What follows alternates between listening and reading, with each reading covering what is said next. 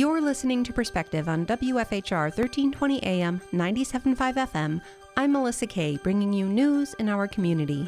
During this interview, I'm talking with Port Edwards District Administrator and Ed Hoyer Elementary School Principal James Bena on Wednesday, May 13th. Thank you for joining me, Jim, to give the community an update from the Port Edwards School District.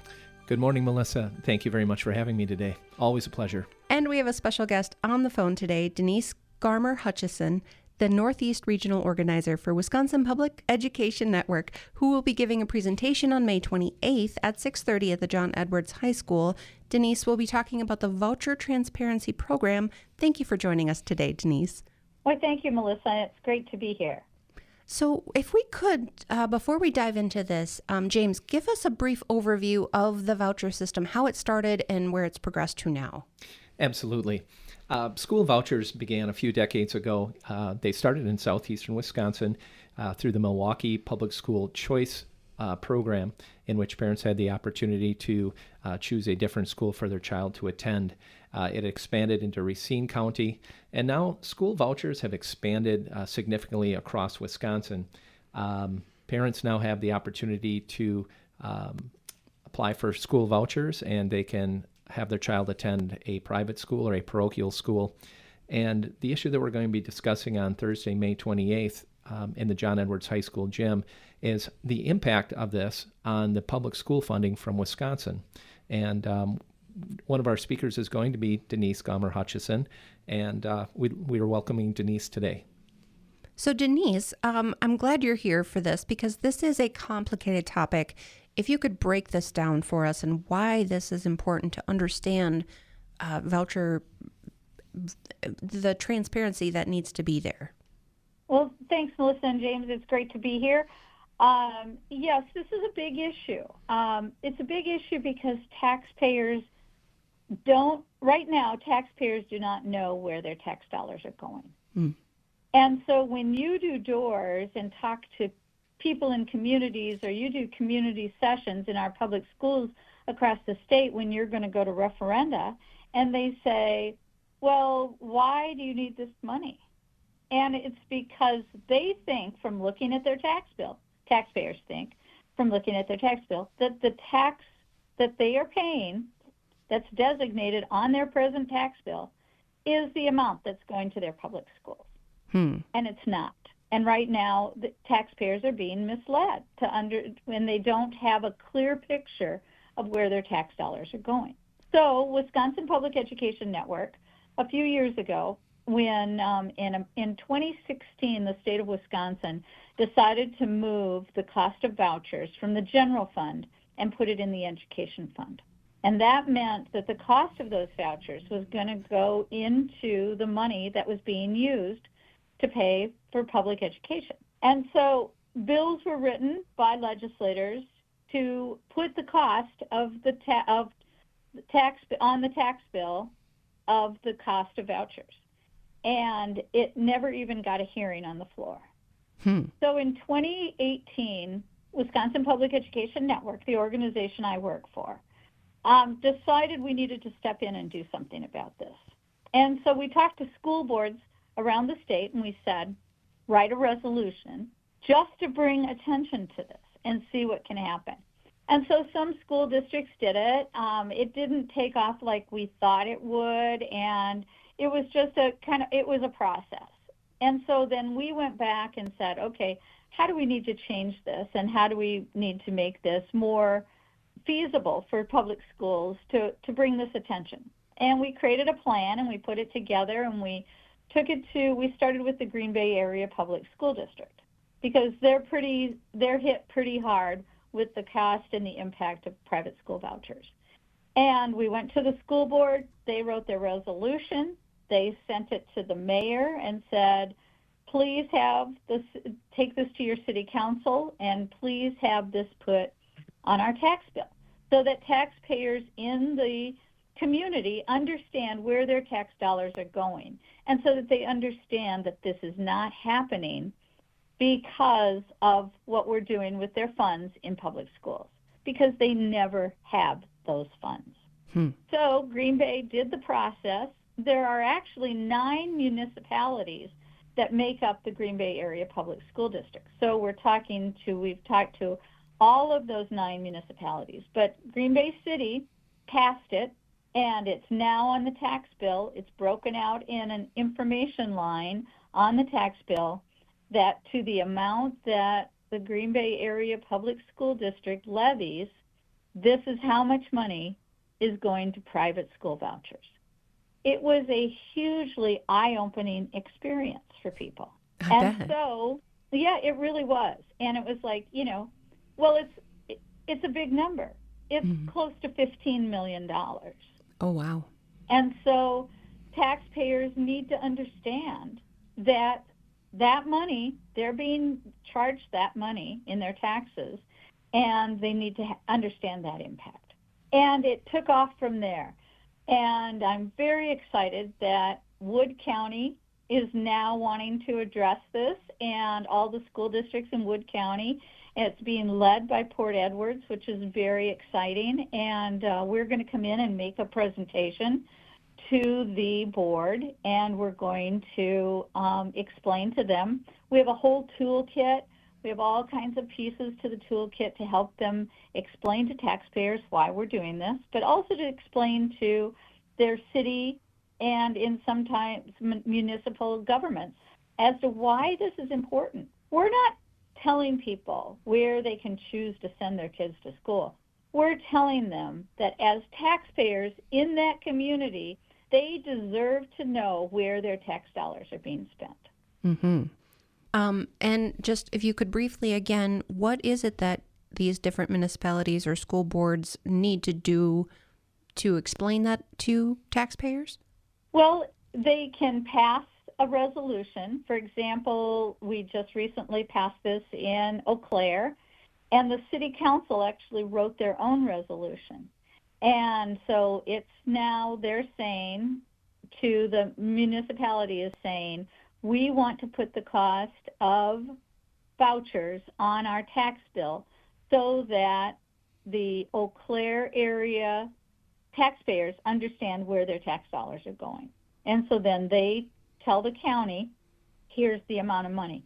Because school districts provide to the either their municipality and then to their county, because many of the counties actually produce the tax bills. Mm-hmm. So they provide the data and the information. And then, so we needed permission from the city and from the municipalities to actually make this change or addition to their tax bills.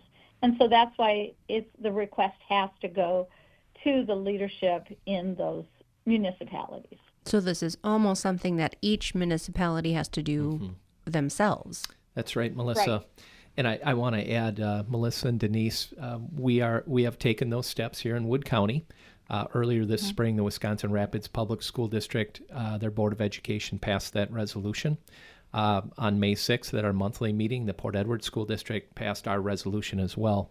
Our resolution will be requesting that the Village of Port Edwards and each of the townships that lie within the boundaries of our school district make that delineation on the taxpayer bill, how much of the education funding is going to the Port Edwards School District and how much is going for school vouchers. So we have passed that resolution that is going to be requesting that be made on the tax bill. It's very exciting. We're working with at least 47 different school districts in the state of Wisconsin right now. And if we have to go to every one of the 421 school districts in the state of Wisconsin, we will do that and say to the state legislature, make this standard on the tax bill. And so that people can be informed, because people deserve to know where their tax dollars are going. And they're hurting people in these entities trying to provide amazing products every single day to kids in public schools, and not having the community totally understand the great work they're doing because they think they're paying them more than they really are is a disservice to our public schools. Absolutely, Denise. And I couldn't agree with you more. This is for education, for our taxpayers, for our citizens.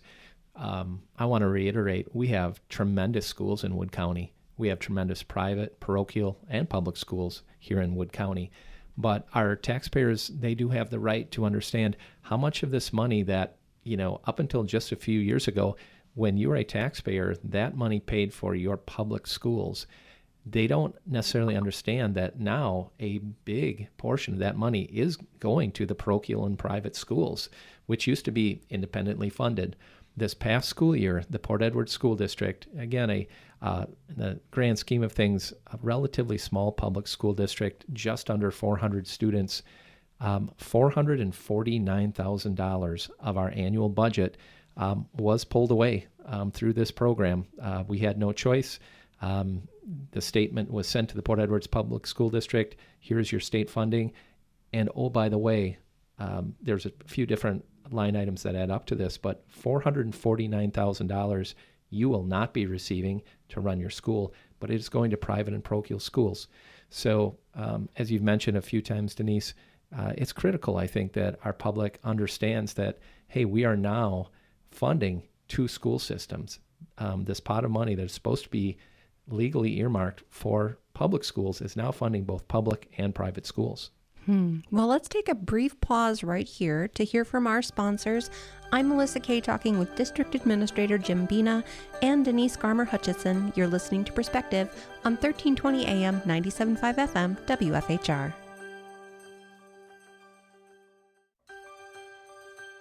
Welcome. You're listening to Perspective on WFHR 1320 AM, 97.5 FM. I'm Melissa Kay, bringing you news in our community. I'm speaking with Port Edwards District Administrator Jim Bena, and we've been talking about the school voucher system in Wisconsin.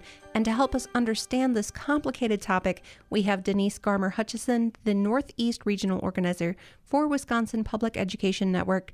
Thank you, Jim. Thank you for having us, Melissa. And thank you again, Denise, for joining us today. My pleasure. Thank you. So now let's talk a little bit about the Wisconsin constitutional requirements for educating students and how this system is kind of skirting the guidelines of the Constitution in our state. Sure, absolutely. The language in the Wisconsin state constitutions, it states that public schools are to be funded with public taxpayer dollars. Currently, obviously through the voucher system, a significant portion of taxpayer funds are going to private and parochial schools. So the obligation of the state of Wisconsin is not being fully met in the Constitution. Mm-hmm. And Denise, could you expound on that a little bit? Sure. Article 10, Section 3 of the Wisconsin Constitution states exactly what Jim said. And more importantly, it says no sectarian instruction shall be allowed therein, and that these schools should be free and without charge for tuition for all children, children. So if you get taxpayer dollars, you should be required to follow the Wisconsin State Constitution. And that is not happening. And the Wisconsin State Legislature is not meeting their constitutional mandate or requirement because of what this says. Mm-hmm. And we all know that public schools are required to accept everyone. Private schools don't have that requirement. That's correct. Yes. Correct. If we have a student, a family moves into our district, a family resides in our district, we have that constitutional obligation to provide a free and equal education to every child up to the age of 20. Parochial and private schools do not have that same mandate. They can choose the students that they want enrolled in their district. Mm-hmm. And Denise, Melissa, here's a huge point to this. I'm sorry I interrupted. No, please go ahead. Is that we're not telling people where they need to send their children to school. That's not our decision to make. Wisconsin has school choice, and so people can choose to send their children wherever they want to public school, to school. Mm-hmm. What we're saying is that taxpayers deserve to know where those dollars are being spent, and they deserve to know that if they think that they're supporting their public schools, that they actually are supporting their public schools. Mm-hmm. And, there is a constitutional mandate that says they need to fund, the state legislature needs to fund their public schools, and they are not doing that now. And now it's to the point that it's almost getting upside down, that private schools are getting more funding per child than public schools. Because public schools are capped in how much they can spend per child. And if some of that money is being just scooped off the top for private schools, they're automatically getting less than they are supposed to. Absolutely. And as I mentioned in our last segment, Melissa, that is why we're seeing, again, dozens and dozens of public schools having to go to operational referendum every 6 months. I think it's a pretty clear and logical correlation. You can see if the voucher system were not in place, public schools would, by and large, have the money that they would need to operate, and we would not be going to referendum nearly as much as we are. Since the voucher system came into place, you've seen a significant increase in operational referendums. And what are you so you seeing? can almost go back and see the percentage of the ask from our public schools on their referendas. It correlates to what they're losing. Well, and the fact that those students are not in your school necessarily doesn't change what your school needs to operate. Correct. Yes. We still, whether there's, a slight difference between, let's say, 20 students in a classroom versus 24 students in a classroom, we don't pay the teacher by pupil. We don't drive that bus per pupil. We don't pay our heating bill by pupil. We still have some static costs that we always have to pay. So yeah, that does not change. So when we are losing students to private and parochial, and that funding follows them through the voucher system, we have to make up the difference somehow, and that's usually through referendum. And once those public dollars leave the public school system and they go to these private schools, what are the chances of that money coming back? It's very unlikely. Students, occasionally they will come back, but oftentimes when a student moves to a different school district, especially if they're not leaving their residence, they oftentimes stay there. If they've made a new set of friends, oftentimes stay in a new school. So Denise, go ahead. No, sorry, go ahead, Melissa. Well, for residents here in Wisconsin Rapids and in Port Edwards and our surrounding area, what do listeners need to know about the voucher system? That was a very broad question. There's a couple of big points, and that is many of the children in private schools that are getting vouchers have never stepped foot in a public school. So, they're on the rolls or the potential rolls for the public school because they're of a school age, so therefore they would be listed. But we don't even know, Jim doesn't know the kids that get a voucher and leave his school, if they do leave. And maybe they go to a private school from kindergarten on, or maybe they come for kindergarten and then go to a private school or something because their private school doesn't offer kindergarten. But many of them do now. But we are finding statewide that many of the children that are in voucher schools or have a voucher and go to a different school than their public school in their community, they have never stepped foot in a public school. So that's a huge deal. But the public school has to plan for them because they will potentially be coming to their public school. Because they're already on your rolls. Yes. Yeah. So that's a misnomer that the public has in some situations, is that kids are leaving public schools in droves. They're not. We've seen, consistent changes, yes, for religious reasons or something like that, but we aren't seeing, mass exoduses out of the public schools. That's correct, Denise. Yeah. Yeah. I'm sorry to interrupt. I'm sorry. Go ahead. But the price tag has gone up. Hmm. So it's been a consistent number of children that are getting vouchers, but private school vouchers, they got an increase of $1,200 this last year in the state budget. That's a huge increase. We didn't get it in our public schools. They didn't get a $1,200 per child increase. You know, but private schools did. So in some school districts in the state, for example, if you're a low-spending school district in the state of Wisconsin, which would be, I know some at $11,625, a high school voucher is $12,000 or higher. Due to the increase. Yeah. Due to the increase. That's correct. And so that's more money per child, with no regulations, no understanding of testing, no understanding of any other services that are in that private school. That is correct. And now I'm going to they don't have to offer the same product. That public schools are state and federally mandated to deliver. Right. And we want them to deliver them because we want our children to have thriving, as Jim said, Port Edwards is already a thriving public school, and that's very active, and kids are learning, and good things are coming out of this school district. We want to keep that happening. Absolutely. Because that's a school district that accepts all children. We do.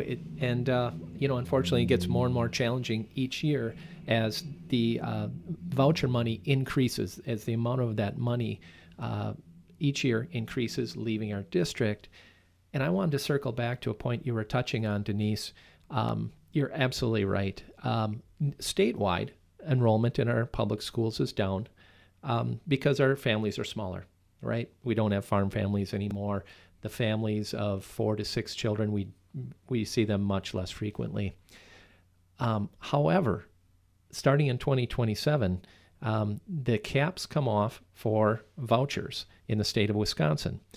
Previously, only a certain percentage of students could leave public schools and go to private schools and receive a voucher. Starting in 2027, there is a likelihood that we could see a big increase in those number of students leaving our public schools because by law, the restriction that said there's only a certain percentage of students that can leave, that goes away. So it becomes unlimited in 2027. And that's pretty concerning to public school leaders. Yeah, and it should be concerning to public school leaders because you only have to qualify once for a private voucher, and it is income related. But if your income changes after year 2, you don't have to report that, and you still get that voucher. And I am going to share a pretty shocking number, but it's an important number that people in Wisconsin need to understand, because taxpayers have a right to know that here is the Wisconsin privatization price tag. At the end of the 25-27 biennial budget, the grand total for taxpayer-funded private vouchers and non-district independent charters spending will be $1,836,391,400. That's a very big number. That's a very big number. Close to $2 billion for vouchers in Wisconsin. So would it be accurate? And go ahead. Would it be accurate to say that the taxpayers are funding 2 school systems here in the state of Wisconsin? One private and one public? Very accurate. Very accurate. And not meeting their constitutional requirement to fully fund one. And it not being transparent on your tax bills. Absolutely. Right. Absolutely. Right. Well, in our last minute here, Denise, you're going to be here in Port Edwards in the area on Thursday, May 28th at 6:30. Is that correct? I am, and with me will be Lori Blakesley, who's the communications director for the Green Bay Area Public School District, and she'll be joining me to talk about how Green Bay did this project and how they're making it work and how important it is. And I'm really looking forward to it because, just to tie this whole funding piece together is when in 2016, when the state of Wisconsin chose to put the cost of vouchers into the school funding package, it was $15 million statewide. And now that number's over $1 billion. 1.8 billion. That was 10 years ago, and now we're looking at a $1.8 billion in 2027. So taxpayers deserve to know where their money's going. Absolutely. Denise, we really look forward to your presentation.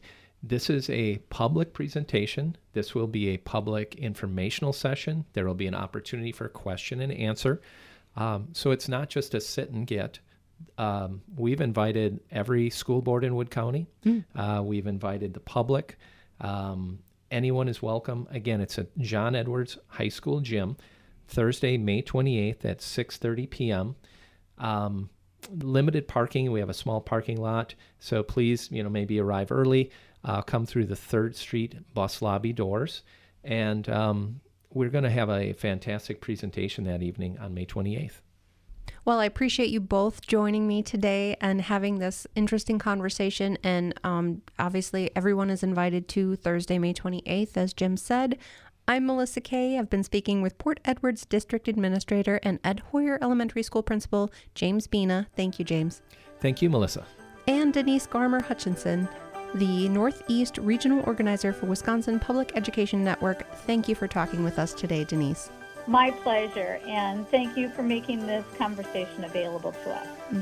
And thank you to listeners joining us for news in our community on Perspective, 1320 AM, 97.5 FM, WFHR.